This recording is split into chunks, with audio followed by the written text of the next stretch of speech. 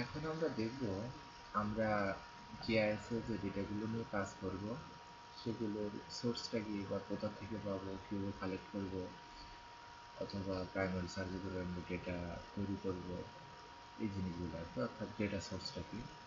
তো এখন যেহেতু টেকনোলজির যুগ, ইন্টারনেটের যুগ, ইন্টারনেটে নাই এমন কোনো কিছুই বলা ভুল। তো আমরা যদি আমাদের ইন্টারনেটে এখন অ্যাভেলেবল ডেটা খুঁজতে যাই, তো যদি পরিচিত মহলে কারো কাছে সেই ডেটা থাকে তাহলে তার কাছ থেকে নিতে পারি, অথবা বিভিন্ন অর্গানাইজেশন থেকে সেই ডেটাগুলো কিনতে পারি, অথবা যেসব ফ্রি ডেটা সোর্সগুলো ইন্টারনেটে আছে সেগুলো থেকে ডেটাগুলো ডাউনলোড করে আমরা আমাদের প্রয়োজন মতো কাজে ব্যবহার করতে পারি। তো এখন আমি যদি আমাদের ডেটা সোর্সগুলো একটু ইন্টারনেটে খোঁজার জন্য বলি, ফার্স্ট জাস্ট গুগল লিখতে হবে list of GIS vector data sources. এখন ভেক্টর ডেটার জন্য যত সোর্স আছে সে দেখিয়ে দিবে। এখানে আমাদের জিআইএস ডেটার জন্য Natural Earth, Global Map, UNEP, environmental data explorer, GSHHS, ASTER GDEM, open topography, এখানে প্রতিটা এখানে লিঙ্ক দেওয়া আছে। জাস্ট রাইট ক্লিক করে ওপেন নিউ ট্যাব দিলে আমাদের ওই সাইটেই চলে যাবে।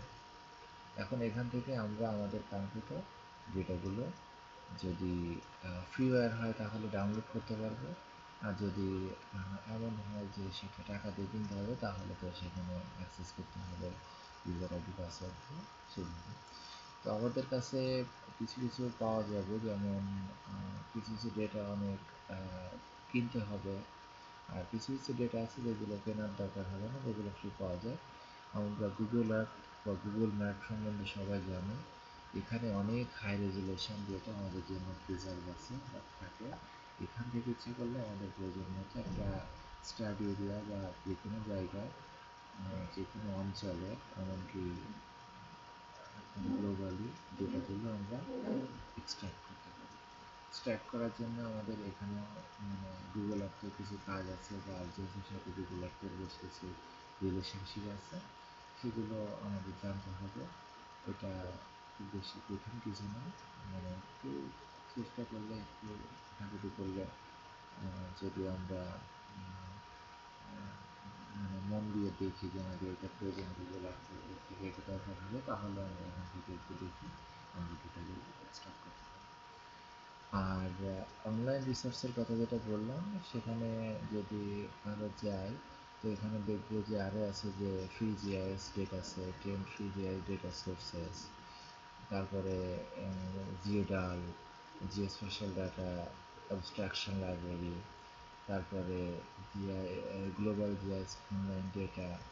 এখানে অনেকগুলো ওয়েবসাইট আছে। এই ওয়েবসাইটে ডিফা জিআইএস, ডিফা জিআইএস নামে একটা ওয়েবসাইট, যদি এটা ওপেন করি, ফ্রি জিআইএস ডেটা সোর্সে,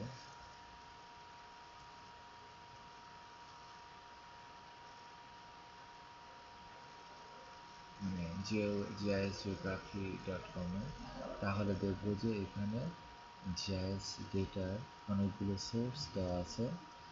ফার্স্ট আমরা ন্যাচারাল আর্থ ডেটা, ন্যাচারাল আর্থ ওয়েবসাইট আছে, সেখান থেকে আনতে পারি। ইউএসজিএস আর্থ এক্সপ্লোরার থেকে আনতে পারি। United state geological survey, open street map থেকে আমরা ম্যাপ ডেটা কালেক্ট করতে পারি। তারপরে নাসার যে ডেটা অ্যাপ্লিকেশান আছে সেখান থেকে আনতে পারি। তারপরে ওপেন টোপোগ্রাফি থেকে অনেক ডেটা কালেকশন করতে পারি। ডিভা জিআইএস থেকে পারি। তারপরে ইউএনইপি এনভায়রনমেন্টাল ডেটা এক্সপ্লোরার, এখানে মোটামুটি এফএও, জিও নেটওয়ার্ক, আমাদের এখানে মোটামুটি নিও, এটা নাসার একটা ইয়ে, আইএসসিজি গ্লোবাল ম্যাপ। এখানে মোটামুটি যতগুলো 10টা লিঙ্ক আছে, এই লিঙ্ক থেকে ম্যাক্সিমাম ডেটা কালেকশন করা সম্ভব। তাছাড়া পার্সোনাল প্রয়োজনে আমরা যদি কোনো জায়গার যে ডেটা নাই, ডেটা নাই বলতে যখন সেখানে প্রাইমারি সার্ভে হয় না, তাহলে সেখানে প্রাইমারি সার্ভের যে সব ডেটা সেগুলো আমাদের জিআইএস এর জন্য কিছু প্রি প্রসেসিং আছে, যেমন অন্যান্য ইউজের জন্য যে ডেটাগুলো থাকে সেগুলো জিআইএস এ সরাসরি ব্যবহার করা অনেক সময় যায় না।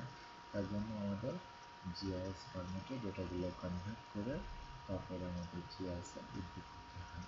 তো জিআইএস ডেটার প্রাইমারি, সেকেন্ডারি বা একদম যদি কোনো ডেটা থিঙ্কিং ডেটা, যেটা দেখা যাচ্ছে যে কোনো সলভেন আসছে নিজে তৈরি করে নেওয়া বা নিজে নিজেই কিছু চিন্তা ভাবনা দিয়ে আমি করতে চাই, তো সে ধরনের ডেটা জিআইএস ইনপুট করে কাজ করা সম্ভব।